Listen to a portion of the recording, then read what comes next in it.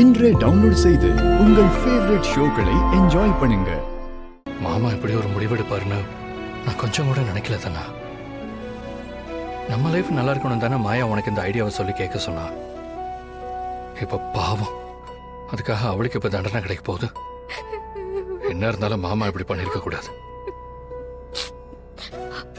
தனா, எங்க போற?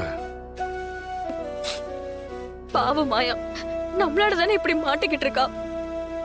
இதுக்கு மேல என்னால பொறுமையா இருக்க முடியாது.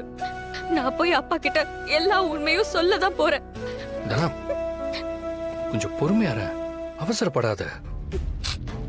இல்ல கதிர், மாயா என்னால ரொம்ப கஷ்டப்பட்டுட்டான். என் அப்பா அவரை அவளோட பொண்ணு அடாப்ட் பண்ணிக்கிட்டதுல அதை நினைச்சு அவ எவ்வளவு சந்தோஷப்பட்டா தெரியுமா? ஆனா இப்போ அப்பா இத பண்ணும்போது மாயா மனசு எவ்வளவு கஷ்டப்படும்னு எனக்கு தெரியும்.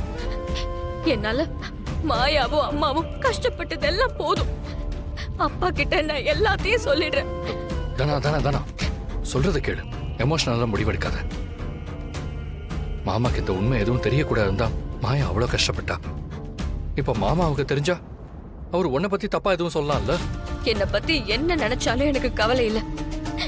என்ன அவரு வெறுத்தாலும் பரவாயில்ல. மாயாவை பத்தி அவர் புரிஞ்சுக்கணும். அதுக்கு அப்பாவுக்கு உண்மை தெரிஞ்சாகணும். தனா, சொன்னா கேளு தனா. விடுக்காது.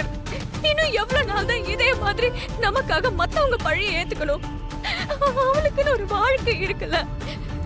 சீனு மாமா கூட அவ சந்தோஷமா வாழணும். அவன் எனக்காக நிறைய பண்ணிருக்கான். நான் அவளுக்காக இத பண்ணிதான் ஆகணும்.